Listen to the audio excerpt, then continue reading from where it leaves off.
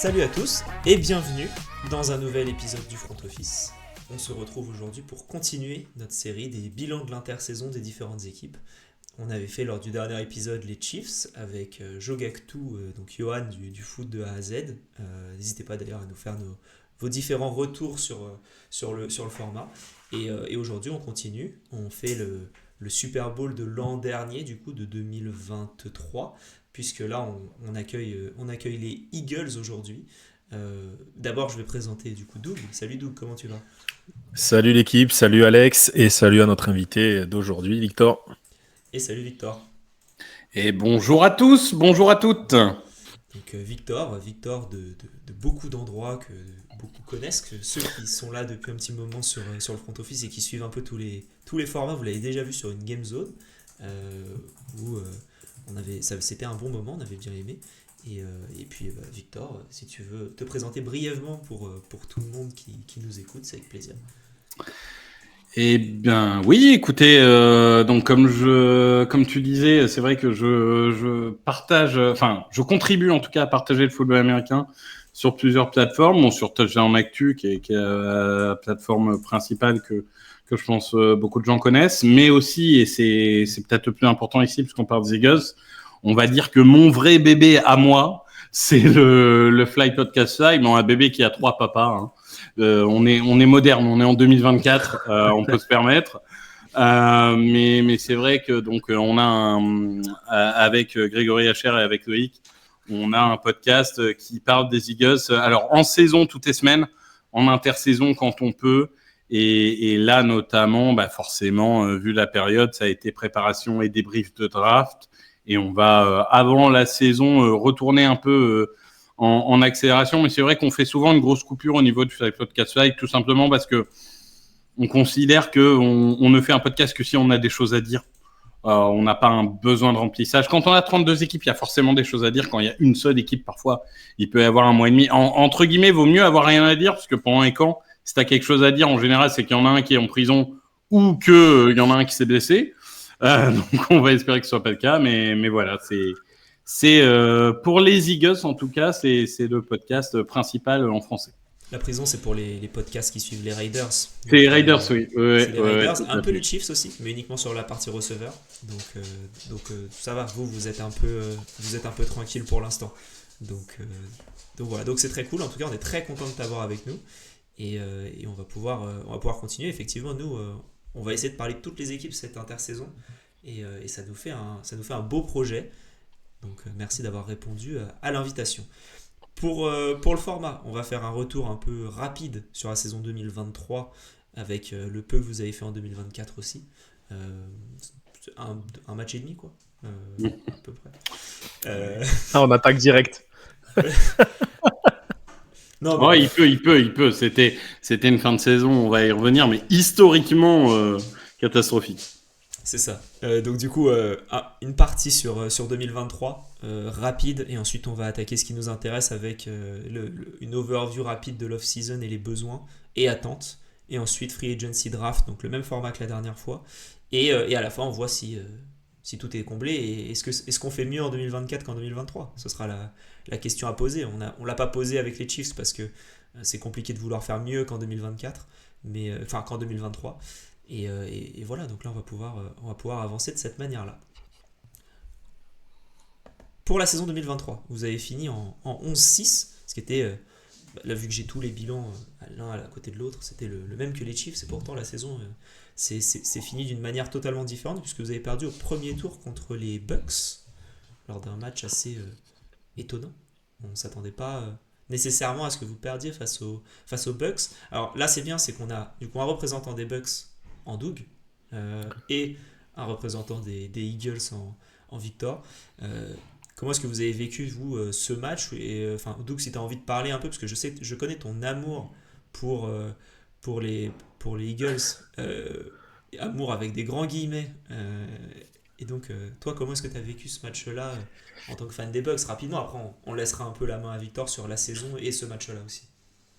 Ben, je crois me souvenir à ce moment-là que j'étais autant confiant dans mon équipe que ce que Victor pouvait l'être dans la sienne. Donc on voyait tous, moi je voyais mon équipe perdre contre les Eagles en me disant non, c'est pas possible quand même. À un moment donné, ils vont pas être suffisants comme ça, même dans les playoffs, et ils vont rebondir. Mais non. Donc ça a été une bonne surprise. De toute façon, les Bucks, ça a été que du plus les playoffs cette année. Oui, je suis assez d'accord avec ça. En fait, il y a eu 2 saisons dans la saison. C'est-à-dire que les Eagles sont donc finalistes l'année d'avant, commencent la saison en 10-1, en battant Kansas City, en battant Buffalo. Jusque-là, on se dit, bah, ils sont repartis pour une deuxième saison historique d'affilée. Tout va bien. Et on va dire que bah, il y a cette glorieuse incertitude du sport qui est apparue. C'est-à-dire que les Eagles se font humilier par les Niners et les Cowboys. Et à partir de là, le groupe est parti en vrille. Le groupe est parti en vrille, perdant contre Seattle à la dernière seconde, perdant contre les Cardinals qui littéralement pouvaient battre personne, se faisant humilier à New York. Alors certes, dans un match sans enjeu, mais bon, te faire humilier chez un rival de conférence, c'est jamais agréable. Et finalement, bah, en play-off, ils ont été exactement comme ils ont été tout le mois de décembre, c'est-à-dire complètement absents, détruits. C'est-à-dire que c'est pas un problème d'effectif. L'effectif, il était finaliste il y a 2 ans. L'effectif, il est top 5 l'année dernière. Et l'effectif, on va y venir, il est top 5 l'année prochaine. Mais il y a eu 2 changements de coordinateurs qui ont fait mal. Une dynamique d'équipe qui est complètement partie en vrille. Et on a vu un crash. Quand je dis c'est un crash historique, c'est-à-dire que à ce niveau-là de crash, il y a une équipe des Jets dans les années 80, je crois que c'est 86, et il y a les Eagles. C'est-à-dire que c'est vraiment, là, on est sur un niveau complètement historique. Voilà, c'est le sport. Parfois, ça s'explique pas forcément pourquoi une équipe favorite se crash et n'y arrive pas. C'est impalpable et en même temps, c'est ce qui rend la saison prochaine, on va dire, incertaine parce que y a le papier, l'effectif sur le papier, et il y a quand même un groupe potentiellement traumatisé qui va devoir se relever. Et puis en plus, quand on était, je parle pour les Eagles, hein, quand vous étiez à 10-1, on n'avait pas eu un sentiment de. T'as parlé des victoires contre les Chiefs et contre les Bills. Je trouve, en tout cas, ça c'était mon avis, que il n'y avait pas un sentiment de dominance non plus sur le terrain. Et c'était pas un 10-1 de façade, à mon avis, mais c'était cool d'être en 10-1 avec ce que vous montriez. Et il y avait déjà des sentiments de nervosité. On se rappelle d'A.J. Brown un peu qui n'était pas au top du top. Et mentalement, je sais pas si c'était déjà là où il y avait des prémices du mois de décembre et du mois de janvier. Mais c'est vrai que c'était un peu bizarre, je trouve, le début de saison dans l'aspect mental. Alors je dirais oui et non. C'est-à-dire que oui, la performance était moins dominante qu'en 2022. Ouais. Ça, c'est évident. Oui, le 10-1 était un peu flatteur. Ça, c'est évident aussi. Mais entre te dire le 10-1 est flatteur et te dire t'en arrives à un point où t'es même plus capable de te battre contre les Cardinals, les Giants et les Buccaneers, tu vois, il y a quand même 3 niveaux mentaux, quoi.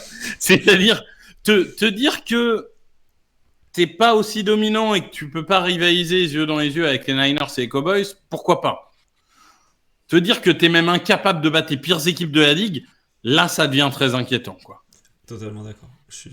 Oui, c'est exactement ça. Et puis quand ils étaient en 10-1, personne ne s'attendait à ce qu'ils ne gagnent pas.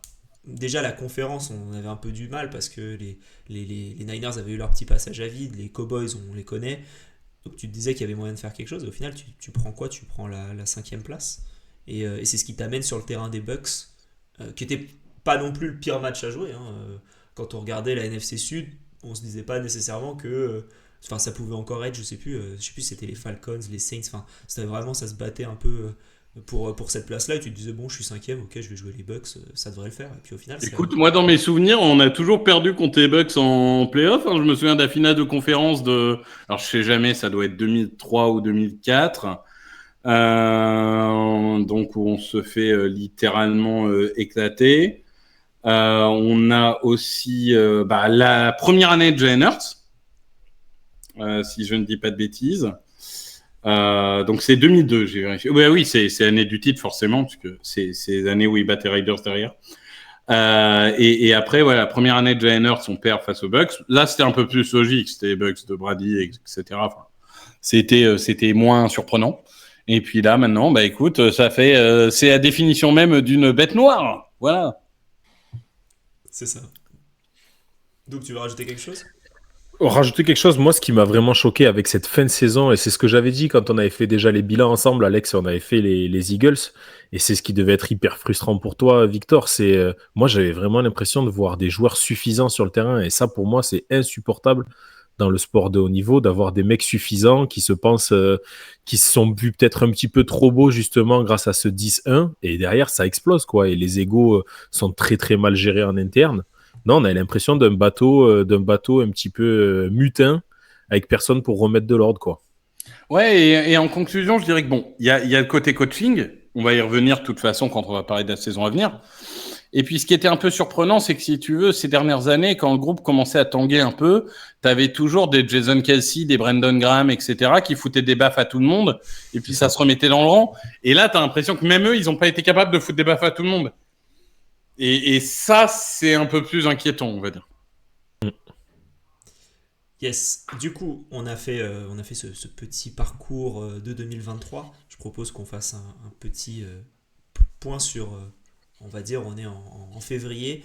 On a, du coup, si on regarde les Eagles, ils ont 41 millions de cap disponibles avant la free agency, ce qui fait quand même, ça te donne de la place pour faire beaucoup, beaucoup de choses. Toi, quand tu arrives à la free agency, Victor, est-ce que tu as un besoin en tête? Est-ce que tu as des attentes au niveau... Je parle plus de la free agency que de la draft, puisque là, on parle vraiment sous, entre guillemets. Est-ce que tu avais, pas forcément des joueurs que tu attendais, ou peut-être, hein, mais est-ce que tu avais aussi des cibles ou, en termes de poste? Bah, pour moi, il y avait principalement deux besoins qui étaient linebacker et defensive back. Parce que pour moi, c'est avant tout la défense qui devait être construite. Et finalement, au niveau de la free agency, parce qu'on reviendra sur la draft un peu plus tard, mais au niveau de la free agency, c'est pas exactement la direction que Howie Roseman a choisie. Malgré l'arrivée de Devin White, quand même, en linebacker. Ouais, enfin, Devin White, t'es bien passé pour savoir, mais de 1, il est déjà à moitié cramé, et de 2, il a fait une demi-saison extraordinaire, on s'est tous enflammés, mais le reste du temps, ça a quand même pas été particulièrement extraordinaire. C'est pas faux, sinon je pense qu'il serait pas parti non plus de Floride, où on avait un gros cap space dispo, de toute façon. Et pas de taxes. Aussi, ça aide énormément. Ça aide à faire venir des joueurs, hein. On l'avait vu quand les Jaguars avaient fait leur free agency, il y a quoi? L'année dernière ou il y a 2 ans? Je pense il y a 2 ans. Ça avait ramené du beau monde quand même pour pas mal d'argent. Je propose, je sais pas qui veut entamer sur sa recrue entre guillemets de free agency préférée. Victor, est-ce que toi tu as un joueur que tu as aimé particulièrement lors de cette free agency qui est arrivé chez vous et que tu te dis c'est bien, il peut vraiment faire quelque chose? Bah écoute, forcément, il y a 3 noms qui peuvent venir en tête. Pour moi, mon recrutement préféré, ça a été CJ Gardner-Johnson, qui du coup avait fait une saison historique il y a 2 ans aux Eagles, qui avait été un grand contributeur du run au Super Bowl. Qui répond à un besoin énorme parce qu'on avait littéralement plus personne à son poste. Bon, qui est une tête de con, on va pas le voilà, il est parti des Eagles, il a dit ouais, les supporters des Eagles c'est des merdes. Il avait fait pareil en partant des Saints et maintenant il fait pareil en partant des Lions. Bon, donc clairement ça a l'air d'être un mec qui aime bien se savonner à planche. Mais en vrai, j'ai envie de te dire, la fanbase US des Eagles est tellement toxique que finalement, il est juste avec ses pairs, hein, tu sais. Donc, je pense qu'ils lui en voudront même pas, tu vois. Il aurait pu insulter leur mère, qu'ils leur en voudront même pas parce qu'eux, ils feront pareil. Mais ça lui plaira, ça ira. Quoi. C'est ça. Non, mais il y avait un besoin énorme au poste de safety et du coup, moi, j'ai envie de dire, c'est peut-être pas celui dont les gens ont pu parler, forcément. Mais c'est celui qui répondait aux besoins le plus important. Je vais rebondir rapidement dessus parce que je suis extrêmement d'accord avec toi. Mais c'est ce qui me fait rire avec le retour de CJ Gardner-Johnson, c'est qu'il est parti se faire son contrat d'1 an aux Lions pour se faire sa contract year tout seul en partant des Eagles et se disant je vais faire 1 an de plus pour aller choper un autre contrat ailleurs. Et au final, il revient là où il était avant. Donc, c'est avec un contrat bien inférieur à ce qu'on avait proposé, mais son agent l'a clairement sabordé. Mais c'est un autre Donc, problème. bon, après, il est là. Si il va pouvoir insulter des gens quand il partira dans 2 ans, on sait pas. Hein, voilà. Moi, du coup, j'enchaîne très rapidement. Moi, le joueur que j'aime bien dans cette free agency, du coup, c'était aussi CJ Gardner-Johnson, mais je m'étais mis du coup le deuxième joueur au cas où tu l'utilises. Moi, c'est Saquon juste parce que je pense qu'il va enfin avoir une ligne bon, une ligne, on verra du coup avec le départ de Kelsey, mais ça reste quand même une excellente ligne. Euh, mais d'avoir une vraie ligne devant lui, on a vu ce que pouvait faire notre ami, j'ai perdu son nom, DeAndre Swift l'année dernière. Saquon Barkley est quand même bien meilleur que DeAndre Swift, DeAndre Swift n'avançait absolument pas du côté des Lions. Je me dis que là, avec une vraie ligne, Saquon Barkley qui a envie de montrer, et notamment lors des 2 matchs contre les Giants, je pense qu'il va bien vouloir les fumer. Et d'avoir un mec comme ça, je trouve ça cool. Et même pour Barkley, je suis content qu'il aille dans une équipe qui a envie de lui et qui peut lui donner des opportunités. Alors il va peut-être marquer moins de touchdowns parce que si t'arrives au 1 yard, c'est pas toi qui mets le touchdown, mais tu peux avancer beaucoup plus et montrer un peu ton talent. Et en plus, il signe pour 3 ans avec un bon petit chèque. Donc voilà, moi j'ai beaucoup aimé. Je sais pas si c'était le meilleur move, peut-être qu'il y avait des joueurs avec une meilleure valeur pour ton argent, entre guillemets, mais bon, ça reste un des meilleurs. Ça reste un des meilleurs running backs et en plus c'est un bon bloqueur, donc il peut aussi servir pour ça. Donc j'aime bien ce choix pour ces 2 raisons. Et de mon côté, j'ai mis moi Bryce Huff des Jets qui arrive et qui vient renforcer cette ligne défensive. Ils ont eu des départs. Hein. T'as parlé de Graham, on n'a pas parlé, mais il y a Cox aussi qui est parti sur la ligne offensive sur la ligne défensive des Eagles. Et ils viennent la renforcer avec un joueur qui fait 10 sacs quand même la saison dernière, qui est très jeune. On va quand même avoir une ligne défensive sur les 10 prochaines saisons si personne ne bouge avec Jalen Carter et Jordan Davis. Donc ça commence à avoir de la gueule du côté des tranchées même défensives. Ça continue à très très bien travailler. Et puis on sait que Howie Roseman adore ça, les lignes. Donc c'est pas étonnant de voir quelqu'un arriver à ce poste-là. Ouais, Graham, il va rester 1 an, mais je pense que tu voulais dire Reddick qui est parti. Oui, pardon. Jets. En fait, il y a une sorte d'échange Jets-Eagles, finalement, avec 2 joueurs très similaires dans le plan de jeu. Donc pour le coup, c'est vrai que je sais pas si ça renforce, mais en tout cas, ça permet de ne pas s'affaiblir.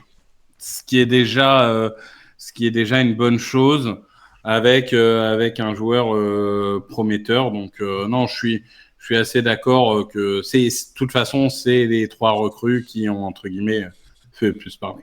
T'as pas aimé, si on continue l'axe Jets-Eagles, t'as pas aimé l'arrivée de Mekhi Becton? Non, moi je suis pas un fan de Becton. Je pense qu'il est. Je l'aimais déjà pas au moment de la draft. Ils ont pris Becton devant Tristan Wirfs. Ça, je leur pardonnerai jamais. Merci. Ouais, toi, t'es content pour les Buccaneers, mais Wirfs, moi j'avais numéro 1. Bon, que tu prennes Andrew Thomas, je peux comprendre.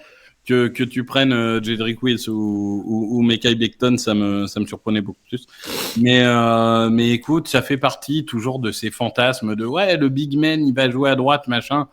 Bon, au mieux, il serait devenu Trent Brown, et comme il se blesse tout le temps, il est juste devenu rien du tout. Et puis, à mon avis, il aura pas un rôle chez nous. Il est devenu quand même, on pourra en parler. Je trouve qu'il aura un nom pour la postérité. On pourra dire, tu vois, ça c'est le futur Mekhi Becton. Et ça, c'est oui. Et je pense qu'il a gagné ça. C'est pas forcément ce qu'il voulait, mais voilà. Peut-être. Au niveau de la free agency encore, il y a eu des départs, il y a eu peut-être des recrues qui vous ont pas plu. Est-ce que qui veut commencer? N'hésitez pas. Doug, je vais te laisser commencer. J'ai commencé pour les recrues.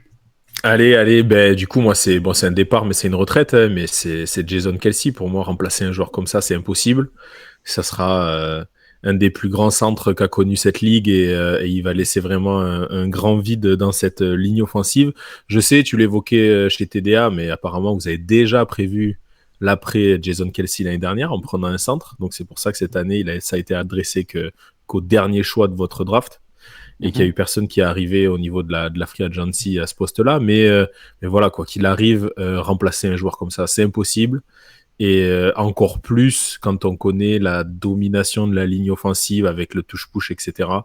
Voilà, ça va être très, très compliqué de le remplacer. Et voilà, en plus, c'était un gars éminemment sympathique. Donc, c'est toujours chiant de voir des mecs comme ça qui disparaissent. On dit, ah, en fait, on vieillit un petit peu. On a perdu les Brady, les Kelsey, les gars comme ça. Voilà, c'est une autre nouvelle ère. Ouais, bah moi je sais pas quel âge vous avez, mais moi ce qui m'a le plus fait mal, c'est quand on commence à avoir des Patrick Surtain, des Jesse Horn, des machins où littéralement on a vu Les toute fils. la carrière du papa. Et là tu te dis merde. Mais bon, ça c'est un autre problème. Mais je suis d'accord avec toi, Cassie, c'est évidemment un joueur, en plus d'être devenu une figure médiatique et d'être un personnage, je pense, apprécié par à peu près tout le monde. C'était évidemment le lion de toute cette ligne offensive.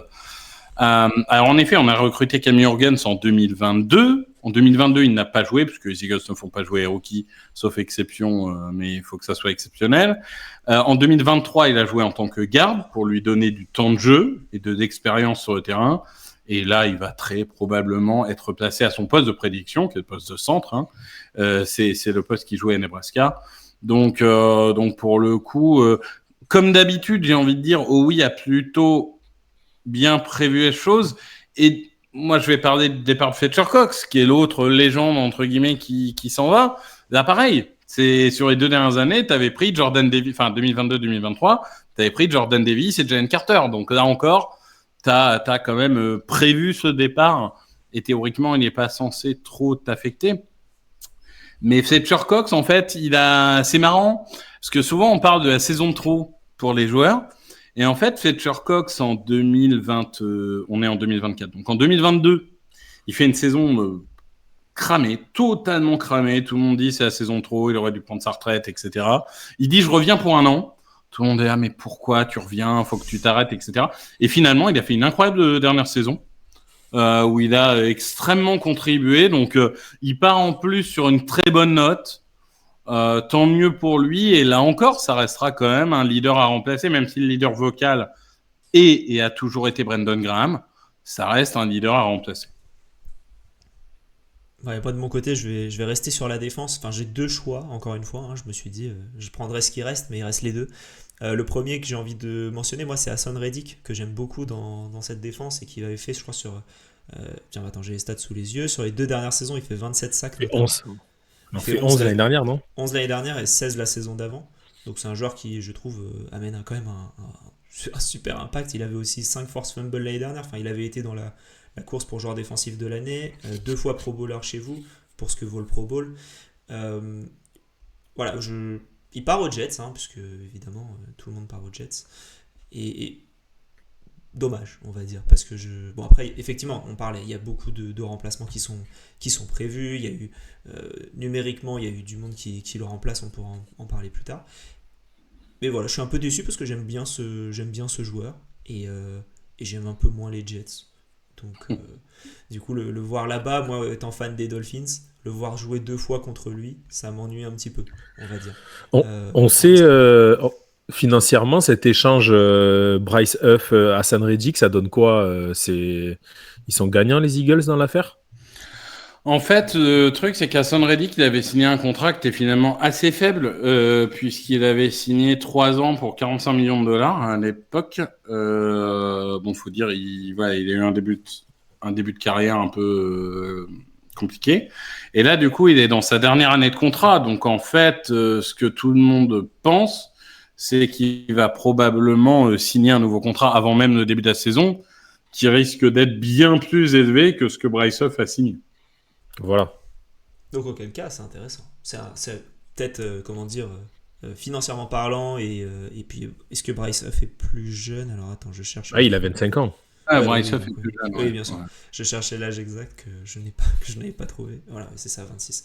26 et 30, donc tu as 4 ans d'écart pour un contrat moins important. C'est sûr que le move a du sens. Mais voilà. Et sinon, moi, le deuxième que j'ai, parce qu'on a beaucoup parlé de départ, moi, il y a une arrivée que j'ai un peu du mal avec laquelle j'ai un peu du mal, si je mets les mots dans le bon ordre. C'est l'arrivée de Kenny Pickett, qui, en tant que backup, j'ai un peu du mal à comprendre l'idée, puisqu'il voulait pas être backup de Russell Wilson. Et maintenant, il est OK pour être backup de Jalen Hurts. Je pense qu'il avait plus de place aux Steelers qu'aux Eagles. Il a fait son petit caca nerveux. Il est arrivé aux Eagles. Et alors, attends, je veux pas non plus dire que le joueur dont je vais parler est un top joueur, mais vous avez aussi récupéré Will Greer je crois en free agency. Et je me demande même, tu vois, si tu préfères pas avoir Greer en QB2 que d'avoir notre ami Kenny Pickett au vu du Ah non, moi je préfère surtout Tanner McKee qu'on a drafté il y a 2 ans et qui est très bon en entraînement et tout. Pickett, honnêtement, à part le fait qu'il ait grandi en tant que fan des Eagles et que peut-être qu'il a toujours rêvé d'avoir un maillot des Eagles à son nom. À part ça, je vois pas trop l'enjeu pour lui.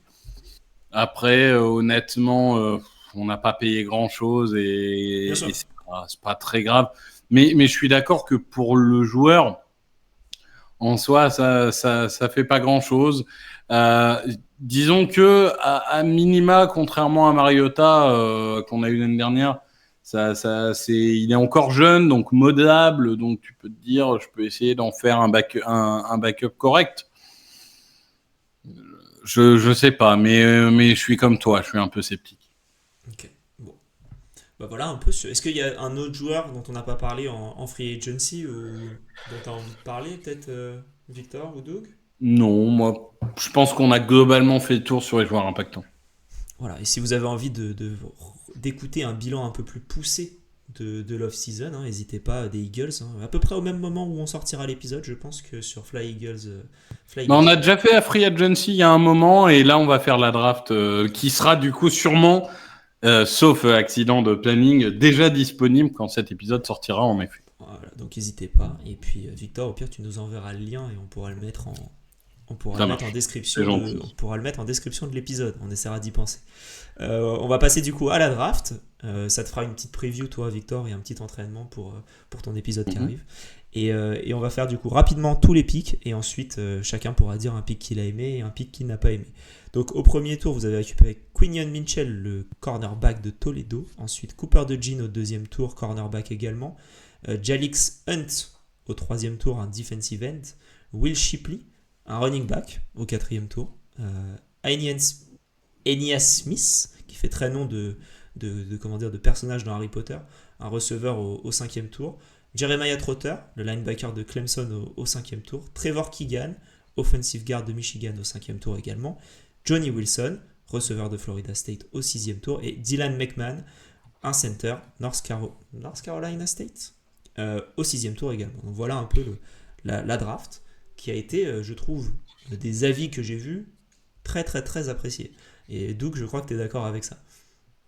Ah oui, c'est une masterclass défensive, cette draft. Franchement, c'est assez impressionnant ce qu'ils ont pu nous faire. On dit souvent il y a plusieurs façons de drafter, mais quand on est une équipe qui n'a pas énormément de besoins, qui a déjà une structure très solide, ben, on s'efforce d'aller chercher les meilleurs joueurs disponibles. Là, franchement, sur les 2 premiers choix, c'est compliqué de faire mieux, quoi. Ils vont chercher les 2 meilleurs DB de la draft. Chapeau bas, aller chercher pour moi un Cooper DeJean au deuxième tour, c'est en passant juste devant les Packers comme il fallait parce que eux aussi avaient ce besoin-là. Non, c'est quelle affaire, quoi. Non, franchement, bravo au front office pour cette draft, quoi. Ouais, avant la draft, justement, sur ce podcast-là, on disait ce qu'il faudrait, c'est avoir un des 3 cornerbacks de cette draft, donc Quinion Mitchell, Terrion Arnold ou Cooper DeJean, mais il va sûrement falloir qu'on monte en 16, en 17 pour en avoir un des 3. Finalement, non seulement on n'est pas monté, mais on en a 2 des 3. Donc, on est monté au deuxième tour. Mais bon, ça coûte forcément beaucoup moins cher que de monter au premier tour. Non, forcément heureux. Après, Cooper DeJean, moi, c'est mon chouchou. Ça fait des mois, si vous écoutez, pour le coup, si vous écoutez Touchdown Actu, j'en ai fait l'éloge pendant des mois et des mois. C'est joueur polyvalent par nature. Alors, bien sûr, ce qui a fait un peu baisser sa cote, c'est que est-ce que c'est un cornerback extérieur pur? Pas forcément. Il sera peut-être nickel, il sera peut-être safety, mais ça reste un joueur avec un talent incroyable. Athlétiquement, il est absolument fou. Les gens disent qu'il peut pas jouer cornerback extérieur parce qu'il jouait pas en presse à Iowa, mais c'est pas le système de jeu de Iowa non plus. Donc on lui a jamais demandé de faire. C'est toujours pareil. C'est pas qu'il sait pas le faire. On lui a pas demandé de faire. Alors peut-être qu'il sait pas le faire, peut-être qu'il saura le faire. mais tu sauras pas tant que tu l'as pas testé. Et en plus, lui, pourquoi je parle de lui plutôt que du premier tour, Quinion Mitchell, c'est que lui, il a de grandes chances d'être titulaire jour 1. Et comme je le disais aux Eagles, ça arrive pas souvent. Alors, c'est arrivé avec Jalen Carter, parce qu'il y avait le besoin et le talent. Et là, ça va peut-être nous arriver 2 ans de suite, parce que au niveau du nickel cornerback, on n'a pas grand monde. On a Avante Maddox qui est de retour, mais qui se blesse tellement souvent que ça fait partie de ces joueurs. Tu peux pas compter sur le fait qu'il va jouer toute la saison. S'il joue un tiers de la saison, ce sera déjà bien. Donc au poste de nickel cornerback, et d'ailleurs au camp des jours 1, ils ont dit c'est là où il va s'entraîner. Je pense qu'il a la possibilité d'être titulaire dès le premier jour.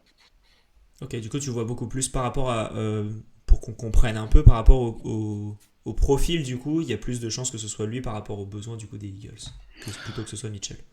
En fait, Mitchell, il aura un autre rôle, c'est-à-dire qu'à l'extérieur, c'est C et Bradbury, qui sont 2 gros noms, mais qui sont du mauvais côté de la trentaine et qui commencent à décliner sérieusement. Il y a 2 scénarios, pour moi. C et Bradbury commencent la saison. Je serais pas étonné qu'en milieu de saison, Mitchell prenne la suite de Bradbury. Deuxième scénario, Bradbury se fait couper après 1er juin, parce que pour des implications de salary cap, ça change un peu les choses. Pour diviser sur 2 ans le salaire, du coup. Voilà, et dans ce cas-là, éventuellement, Mitchell pourrait être titulaire première année, mais alors si on a 2 rookies titulaires sur la même ligne aux Eagles, ça serait une première pour Howie Roseman. Mais ce qui me fait dire ça, c'est que Bradbury, non seulement il a été très critiqué, et en plus, il est même pas venu au camp volontaire, là où d'habitude il vient. Donc, est-ce que ça veut dire qu'on lui a dit, écoute, le 1er juin, t'es viré ? Peut-être. Peut-être quand vous écouterez ce podcast, il sera déjà sorti d'effectif, c'est possible. Mais en tout cas, voilà. Donc, on va dire que Mitchell, il y a de la concurrence, malgré tout. En tout cas, en début de saison. De Jean, dès le début de saison, il est de base le meilleur nickel cornerback. Donc, il y a plus de chances qu'il démarre la saison. Mais je serais pas étonné que les 2 soient titulaires à la fin de la saison. Ok, intéressant. Moi, le joueur dont je voulais parler, c'est... Alors, encore une fois, moi, je suis pas énormément le college football, mais c'est par rapport à la réaction que j'ai eue quand on était sur le live avec les copains du Trick Play sur... lors de la draft, j'étais passé, et c'était au moment du 5e tour, et au moment où vous draftez Jeremiah Trotter, au 5e. Et j'en ai entendu que du bien sur le moment, et du coup je me suis demandé limite pourquoi est-ce qu'il était tombé si bas. Alors là, peut-être toi tu as une raison, peut-être que tu as fait une enquête un peu plus poussée, mais les réactions elles ont l'air unanimes sur lui, et je me dis mais là du coup c'est plus pour faire une mini transition, parce que peut-être que toi tu as des arguments là-dessus. Pourquoi est-ce qu'il est tombé au 5e s'il est si fort et que tout le monde le kiffe? Voilà, c'est un peu la question que je me pose. C'est marrant, c'est que pendant la préparation, tu m'avais dit un choix que t'aimes et un choix que t'aimes pas. Moi, le choix que j'aime pas, c'est Jeremiah Trotter. Donc, pour le coup, Jeremiah Trotter, alors, je dis juste pour ceux qui suivent la NFL depuis moins longtemps, le papa, Jeremiah Trotter senior, du coup, est une légende des Eagles, au poste de linebacker. Et d'ailleurs, je pense que le fils aura droit de porter le 54, du coup. Parce que, bon, forcément, les fameux numéros retirés officieusement, mais là, comme c'est son fils, bon. Jeremiah Trotter Jr., moi, j'ai beaucoup de mal. Alors, j'ai moins de mal au 5e tour, c'est-à-dire qu'il était projeté à la base au 3e tour. On l'aurait pris au 3e tour, ça m'aurait vraiment emmerdé. Au 5e tour, on va dire, bon, au pire, ça marche pas. Mais le problème, c'est que pour moi, il n'a pas forcément toutes les dimensions physiques. Il a des gros problèmes de plaquage. Et pour moi, la base d'un linebacker, c'est est-ce que tu sais plaquer. Si un linebacker ne sait pas plaquer, c'est un gros problème. Parce que la course de 5 yards, elle devient 20 yards. Ton tight end, au lieu de prendre 5 yards, il va aller prendre le first down. Et j'ai un peu de mal avec ça. Et j'ai trouvé en plus dans sa saison qu'il était un peu en régression. Donc il y a d'autres joueurs que j'aurais probablement préféré au poste. Après, c'était une draft historiquement faible au poste de linebacker, on va pas se mentir, vu que les 2 meilleurs linebackers sont retournés en université. Et du coup, ils viendraient plutôt l'année prochaine. Ouais, c'est ça. En fait, si tu veux, avec la NIL, donc la NIL, c'est les contrats publicitaires qui permettent aux étudiants d'être rémunérés, pour faire court. C'est un peu plus complexe que ça, mais faisons court. Et en plus de ça, il y a eu un changement de règle en NCAA là récemment, qui fait que les écoles peuvent même payer les joueurs. Bon, Alors là, ça c'est la nouveauté de cette semaine, ouais, c'est que maintenant les écoles vont même pouvoir payer les joueurs. Mais donc on va dire que ça a créé un décalage parce que du coup là on a eu la première année des mecs qui reviennent en université à cause de la NIL. Donc ça a créé un peu un creux dans la draft, mais ça va se réguler parce que l'année prochaine, c'est des joueurs qui ont repoussé d'un an, ils seront là, et puis les joueurs qui se seraient présentés, ils repousseront d'un an, etc. Donc c'est un peu comme les super seniors Covid. Il y a une année de vide et puis ça va revenir. Mais du coup, Trotter, ouais, je suis pas particulièrement conquis par le choix. moi, c'était plus une transition pour poser la question à quelqu'un qui avait plus regardé du coup ça. Sinon, évidemment, moi, c'était plus dans le côté de Jean au deuxième tour qui me fascine parce que je pensais qu'il allait tomber au premier. Et je pense que c'est un super choix. Du coup, au niveau de ta déception, toi, tu as parlé du coup de Jeremiah Trotter. Doug, est-ce que toi, tu as un joueur que t'as pas trop aimé Non, j'ai pas vraiment pris de joueur à proprement parler. Mais par contre, effectivement, moi, ce que j'avais noté, c'est que je serais allé chercher peut-être un linebacker plus haut. Peut-être au troisième tour. Ouais, c'est ça le souci, c'est qu'il n'y en a pas tant que ça. Et puis, c'est plus voilà sur la stratégie du truc, peut-être sur le troisième tour, tu fais déjà 2 bonnes affaires. Voilà, peut-être à ce moment-là, si tu arrives à en récupérer un, mais si c'est historiquement faible, c'est on regarde compliqué. rapidement, Victor, que toi, parce que je regarde là le pick que vous avez envoyé aux Steelers, le pick 98, les Steelers s'en sont servis pour prendre un linebacker. Ils ont pris Peyton Wilson de North Carolina State. Ouais. Par exemple, est-ce que prendre un joueur comme ça vaut pas le coup? Peyton Wilson, alors incroyablement talentueux, un premier tour ou un second tour en termes de talent. Mais Peyton Wilson, il a été tellement blessé qu'il a fini toutes ses saisons sur l'infirmerie, à tel point qu'il a même plus de ligaments. C'est littéral. Hein. Bah, il lui manque des ligaments dans le genou. Il peut plus les casser. Oui, c'est. En vrai, c'est un avantage. Mais ouais, Peyton Wilson, c'est un gros risque. Non, soit ça me va. Moi, je dirais que le choix le plus étonnant, c'est le troisième tour quand même. On envoie Jalix Hunt de Houston Christian. Alors, je vais pas vous mentir que j'ai pas vu un seul match de Houston Christian même, de toute l'année. Houston Baptiste est un peu plus connu parce que c'est une grosse équipe de FCS. Houston Christian un peu moins. Voilà, alors apparemment on nous dit c'est une page blanche, pendant 2 ans il va pas jouer et quand il va arriver dans 2 ans ça sera un monstre. Ok. Bon, au troisième tour. Okay. Pourquoi pas? Mais déjà tu nous annonces. Après, enfin voilà, c'est toujours pareil. Malaita, quand on a recruté au 7e tour, les mecs ont dit il va pas jouer pendant 3 ans, mais quand il va arriver ce sera un monstre. Ce qui est d'ailleurs arrivé puisque maintenant c'est un tout bon tackle de NFL. Mais bon, tu l'as pris au 7e tour avec le choix de 200 et des poussières. Là, tu mets un 3e tour sur un mec dont tu dis, vous allez voir, en 2026, il va être incroyable. Ouais, bon, ok. Prenons un peu le temps, mais je vous fais confiance parce que forcément, j'ai pas beaucoup vu jouer, hein, on va pas se mentir. Mais c'est vrai que c'est un choix, un peu étonnant. Et quand tu vois ces joueurs de collège dont t'as pas trop entendu parler, qui sont pris haut. Déjà, moi, quand je vois un mec d'un collège inconnu qui est pris au 6e, je me dis, lui, ça doit être un monstre. Mais tu vois, il y a un souci quelque part, tu vois. Et là, après, le gars qui est pris au 3e, je me dis, mais attends, qu'est-ce qu'on a raté, quoi. Après, ce qui est encore plus étonnant, c'est que si tu veux, normalement, les mecs qui viennent de toutes petites universités, souvent, c'est qu'ils ont brillé au Combine ou qu'ils ont brillé au Senior Bowl.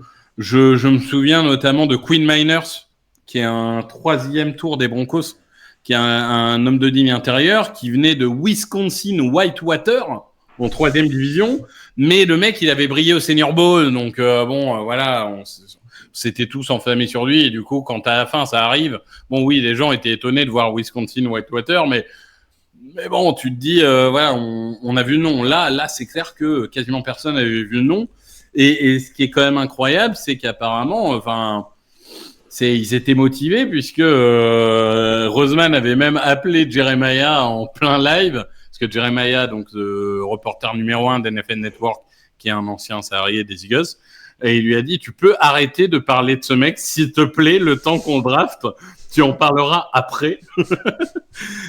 Ce qui est quand même rigolo. C'est fort. Mais du coup, ils avaient vraiment envie d'avoir. Donc après, Paris gagnant ou perdant, on verra, mais en tout cas, c'était une volonté apparemment forte. On essaiera de retrouver cette discussion quand en 2027 il sera pro bowler et on se dira ah ouais ok c'était lui c'est vrai. En tout cas on te souhaite. Est-ce qu'il y a des autres joueurs dont vous voulez parler dans cette draft, peu importe, positif, négatif, comme vous le souhaitez, ou un ressenti global de cette draft? Non, ils vont chercher 2 receveurs. On imagine que c'est pour récupérer un receveur 3, on va dire, derrière les prolongations de Brown et de Smith. Donc ils vont quand même chercher 2 receveurs sur la draft. C'est quand même pas rien. Mais je sais pas trop comment les évaluer. En fait, Watkins qui est parti aussi, donc peut-être, qui était pas énorme en termes de place, mais je trouve qu'il quand même faisait des réceptions importantes par-ci par-là. Donc, oui, mais après 2 receveurs, oui et non. C'est-à-dire que Enya Smith, c'est un joueur un peu spécial qui a joué receveur, running back, etc., mais qui est surtout un incroyable retourneur, qui était potentiellement le meilleur retourneur de cette draft. Et vous savez, il y a un changement des règles au niveau des retours des kick-offs qui potentiellement pourrait augmenter un petit peu les chances de touchdown, parce que en gros dans l'idée tu te dis si tu passes le premier rideau t'as plus de chances d'avoir le terrain dégagé. Je sais pas, en vrai on verra, enfin honnêtement j'ai pas vraiment d'opinion, mais je pense que c'est surtout pour ça qu'ils l'ont pris. Après Johnny Wilson c'est une sorte d'anomalie. Il est immense, beaucoup plus grand que la plupart des tight ends de cette ligue. Après, c'est plus une cible en zone rouge. C'est plus un joueur occasionnel, en fait, qu'autre chose. Je pense pas que ça soit vraiment le numéro 3. Pour moi, le numéro 3, par défaut, ça reste toujours Watkins. Watkins, il est plus là, si? Je croyais qu'il était... Non, mais t'as raison, en plus, je fatigue. Ça reste Goddard, la troisième option, ouais. Ouais, ça reste Goddard, troisième option. Après, t'as Paris Campbell, c'est ça que je cherchais, qui a été recruté, qui est un joueur qui est une déception permanente, mais qui a été coaché par Sirianni. Alors, est-ce qu'il va réussir à en faire un receveur 3 correct, comme il avait fait de Zach Pascal l'année du Super Bowl? Peut-être, j'en sais rien, mais je pense en effet que globalement, la troisième option, c'est Dallas Goedert, la quatrième option, c'est Saquon Barkley, la cinquième option, c'est Will Shipley, qui est lui aussi un très bon receveur pour un running back. Le receveur 3, à mon avis, il va pas voir beaucoup le ballon, honnêtement. Top. On verra. C'est on pas espère faux. pour lui. Ouais, on lui souhaite aussi qu'il, peu importe lequel, qu'il se développe. Qu'il se développe. Est-ce que, Victor, tu trouves que les besoins ont été comblés avec cette intersaison? Et si non, est-ce que tu vois un besoin qui est toujours là et qui est... On a parlé du corner, évidemment, qui peut-être peut poser souci. Est-ce que tu as un autre poste où tu te dis j'aurais aimé qu'on fasse un move? Moi, c'est linebacker. J'y reviens encore et toujours, mais en gros, on a nos titulaires, c'est Nako Bedin, qui, pour sa première saison titulaire, a passé quasiment toute année à infirmerie, et quand il était sur le terrain, il était pas bon. C'est Devin White, dont on a parlé au début, qui est à moitié cramé. C'est Jeremiah Trotter, dont j'ai dit je suis pas fan. Et après, c'est des remplaçants de type Zach Bone ou Oren Burks. Je trouve que niveau linebacker, c'est quand même fait. Je sais qu'historiquement, les Eagles s'en foutent du poste de linebacker, on va être honnête. Mais là, à ce point, ça me paraît quand même très faible. Donc, j'ai peur que ça coûte. Notamment quand tu affrontes au hasard, mais vraiment au hasard, George Kittle, par exemple. Parce que théoriquement, les Eagles sur le papier, ils sont censés jouer à conférence, d'accord? Tu vas jouer à conférence contre George Kittle, contre Sam Laporta, contre des mecs comme ça. Si au moment du match de playoff, le tight end, il n'y a personne pour le défendre et il fait 150 yards des 3 touchdowns, tu vas faire la gueule. Donc, ça me dérange un peu quand même. Et si tu te retrouves au Super Bowl face au hasard Travis Kelce? Au hasard, ouais. C'est la même. Peut-être qu'il sera en train de faire des concerts, il aura peut-être fini sa carrière, on ne sait pas. Ouais. Non, mais voilà, c'est pareil, globalement, pour parler de cette draft, moi j'en suis content. Je pense que c'est impossible de ne pas être content quand t'es fan des Eagles. Et puis il faudra tirer le meilleur, mais globalement, En tout cas, il y a beaucoup d'espoir et l'espoir que cette équipe retourne sur les sentiers de la victoire. Du coup, Il si on y a une prend dimension. Ouais. Vas-y, Pardon, non, je mais poserai ma il question y a une après. dimension à laquelle on n'a pas répondu, mais c'est vrai que cette défaillance mentale et le manque d'encadrement de la saison dernière va peut-être être comblé avec l'arrivée aussi de Vic Fangio. Oui. Oui, après Fangio, c'est toujours pareil, c'est une carrière un peu particulière. Il a été très bon, puis il vient un peu sur sa réputation, je trouve, depuis des années. L'avantage, c'est qu'il avait vraiment envie d'être là, donc tant mieux, et on va espérer qu'il fasse le meilleur. Il y a aussi l'arrivée de Ken Moore en attaque, qui est quand même un des coordinateurs offensifs les plus aimés de ces 5-10 dernières années en NFL. Donc, on va dire qu'en tout cas, sur le papier, l'expérience des deux coordinateurs est XXL comparé à ce qu'on avait l'année dernière où on a pris un peu plus de risques. Donc, il y a l'espoir, en effet, d'avoir deux vrais leaders. Et en effet, Vic Fangio, bon, il y a un moment, quand le mec va dire pourquoi je suis pas titulaire, tu sais pas ce que tu fais, bon, t'évites de dire ça à Vic Fangio, quoi. On va dire que ça fait partie des mecs qui peuvent un peu t'apprendre le sport. Donc, ouais, non, je pense que là-dessus, en tout cas, ils ont appris leurs erreurs. Alors, c'est vrai que changer les deux coordinateurs de 2 ans et 8, c'est un peu compliqué. Mais d'un autre côté, ouais, ils se sont plantés l'année dernière. Au lieu de s'obstiner dans leur erreur, C'est ça. ils ont dit, bah voilà, on s'est planté, on va prendre un autre profil et on va essayer de faire mieux. Et la pression, elle est sur Sirianni, hein, parce que quand tu prends Fangio et Kellen Moore, t'as plus d'excuses. Si la saison est pas bonne, tu sautes. T'as beau avoir fait 3 saisons, 3 playoffs, un Super Bowl, tout ce que tu veux. Si la saison est pas bonne, tu sautes.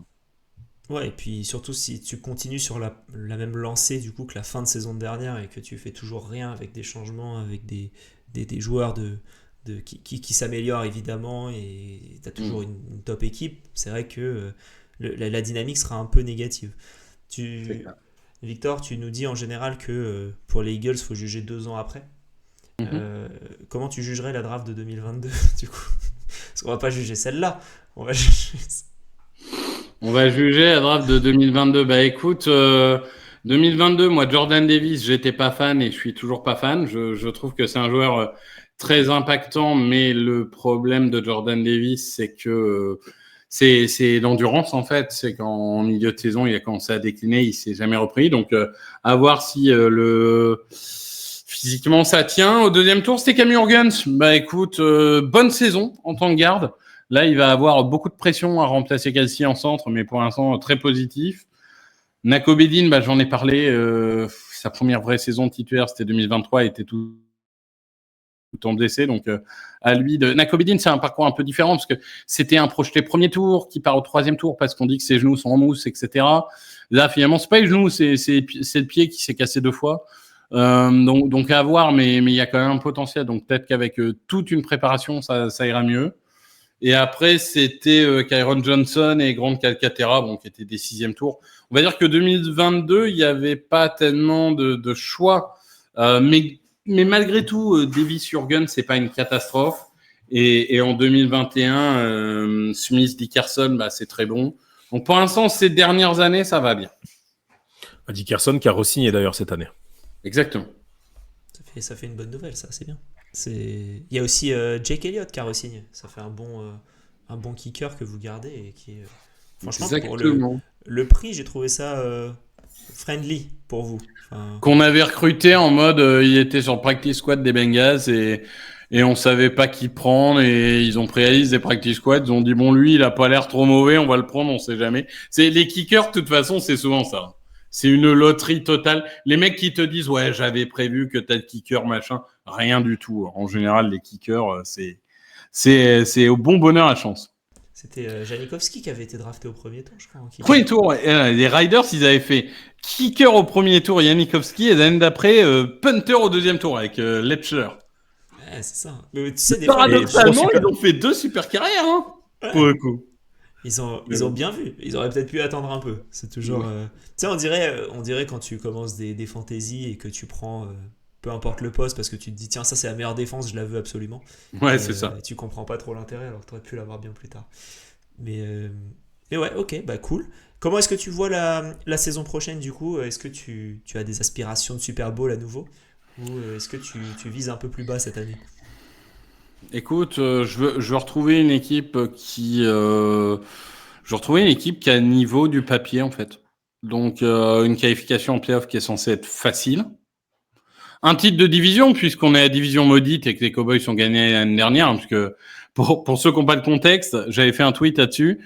La dernière fois qu'une équipe a remporté la division 2 fois de suite, prenez toutes les divisions de NFL, c'est 2021, 2022, 2023. La NFCS, c'est 2004. C'est-à-dire que depuis 2004, personne n'a remporté 2 fois de suite. Donc, du coup, la malédiction est sur les Cowboys. Donc, normalement, c'est bon pour nous. Non, mais en vrai, ouais, une qualification en play-off facile. Après, j'ai envie de dire un peu comme tous les ans, ça sera Eagles, Cowboys, Niners, Lions. J'ai l'impression que le fossé est un peu plus grand en NFC qu'en AFC. Je vois beaucoup de gens s'enflammer sur les Packers et tout. Ils font peut-être une très bonne saison, mais je pense encore que ça manque un tout petit peu pour être au niveau de ces quatre-là. Donc, j'espère au moins qu'ils se battent les yeux dans les yeux avec ces gens-là. Et puis, on verra le reste. En AFC, j'ai l'impression que c'est beaucoup plus comment dire, la saison régulière, ça va se battre et après tout le monde a peur des Chiefs. Alors qu'en NFC, t'as l'impression que t'as quand même 4 gros et derrière, tu sais pas trop qui va y aller. Et ouais, c'est un peu ça. C'est marrant quand même, la différence entre les deux, elle est assez forte. Assez forte. Un petit point en plus à rajouter de votre côté, tous les deux? Non, moi je suis assez d'accord avec vous, mais je peux quand même pas trop m'empêcher de penser que avec la fanbase des Eagles, l'engouement qu'il y a surtout au niveau médiatique et tout, on a quand même l'impression que c'est une équipe chaque année. Si elle fait pas, allez, on va dire à minima finale de conf, c'est une saison ratée. Et je pense que si cette année elle fait pas finale de conf, Sirianni sera pas la saison prochaine quand même. Ouais, sauf à perdre en division contre à la dernière minute, contre un candidat direct, et tu te dis, bon, ça s'est joué sur un lancer de pièce ou quoi que ce soit. Je suis assez d'accord que ça doit être objectif, oui. Les Niners sont malgré tout les grands favoris de la conférence. On peut le voir dans tous les sens qu'on veut, mais ça reste une réalité. Donc, oui, tu perds en finale de conférence contre les Niners, je pense que c'est pas la fin du monde. Avant, ça sera un peu plus compliqué. Victor, merci. Parce que l'épisode touche à sa fin. Merci à vous. On a fait plus rapide que l'épisode précédent et on va essayer de faire à peu près sur ce temps-là sur le prochain épisode. Vous pouvez retrouver Victor du coup sur le podcast Fly de Eagles FR. Si jamais vous voulez aller sur Twitter pour avoir des nouveautés des Eagles, ce sera sur Eagles FR avec notre ami notamment François qui gère le compte, qui était venu sur une Game Zone également en costume. Donc si vous n'avez pas vu, allez voir, et si vous avez vu, allez revoir aussi, pourquoi pas, on sait jamais. Et on te remercie Victor. Est-ce que tu as un petit dernier mot? Écoute, non, merci à tous, et puis écoute, on a hâte que la saison reprenne. Voilà, il nous reste l'été à passer, vous avez passé des mauvais moments à la plage avec vos enfants et tout, et puis après vous pourrez repasser des bons moments le dimanche, évidemment, devant la NFL. Donc non, voilà, écoute, de belles choses à venir, et puis toujours plus nombreux à parler de football américain, ce qui est toujours une bonne chose pour ce sport qui reste malgré tout une niche. Donc plus on est de fous, plus on rit. Et comme vous avez pu le voir sur les réseaux aussi, on a quand même du foot américain en France assez régulièrement. N'hésitez pas à aller dans vos stades autour de chez vous. C'est souvent gratuit ou vraiment pas cher. Et on a les Paris Mousquetaires aussi qui entament leur saison le week-end prochain. Donc, ça va être diffusé sur beIN. Pour ceux qui sont vraiment en gros manque comme moi, ça peut un petit peu combler le besoin. Donc, n'hésitez pas. On a quand même du foot américain en France. Et pour ceux qui sont du coup vers Boulogne, parce que les matchs des Mousquetaires sont à Boulogne, au stade Jean-Bouin, ils jouent tous leurs matchs avant les JO. Donc quasiment tous leurs matchs à domicile sont avant les JO. Donc si vous avez un week-end de dispo et que vous avez envie d'aller voir ça, voilà, ça peut être sympa. Et voilà, avant juin, vous aurez... Enfin, avant juillet, vous avez tous les matchs qui sont à domicile quasiment, sauf un qui est après les JO. Mais voilà, ça peut être une bonne très sympa. sortie. Moi, j'y suis allé l'année dernière et globalement, j'ai été très agréablement surpris par le niveau, que ça soit offensif ou défensif. Les équipes spéciales, c'était compliqué. On va pas se mentir. J'ai été un peu étonné. Je me dis putain, on est en Europe et on n'arrive quand même pas à choper un kicker. Mais enfin bon, bref. Mais malgré tout, non, j'ai été très positivement impressionné par le niveau qu'il y a eu. Donc non, pour le coup, je vous encourage aussi à aller voir parce que c'est vraiment sympa. Et tu l'as dit, si vous n'êtes pas à Paris, il y a plein d'équipes, comme au hasard les Spartiates d'Amiens évidemment, que vous pouvez aller voir. C'est ça. Et Doug avait été voir un match entre les Argonautes et les Blue Stars récemment. Ouais, là, ce week-end dernier, pareil, très agréablement surpris, mais voilà, franchement, c'était vraiment un bon moment avec les petits et tout. N'hésitez pas, quoi. Allez remplir les gradins. C'est ça. Ça pourra faire que augmenter la visibilité du sport et c'est très cool. Pour le, on va du coup se laisser là. Et pour le prochain épisode de la série des bilans, on va faire les Ravens du coup. On continue l'alternance entre AFC et NFC. Et pour ça, je serai avec un nouveau membre du front office qu'on vous présentera du coup lors de cet épisode. Et ce sera du coup, on est très content de l'avoir et du coup, on va passer à 6. Et ça fait plaisir. Voilà. Et du coup, Victor, encore une fois, merci d'être venu avec nous. Doug, on va se retrouver bientôt pour enregistrer d'autres épisodes. Et je vous dis à tous à bientôt et vive le football.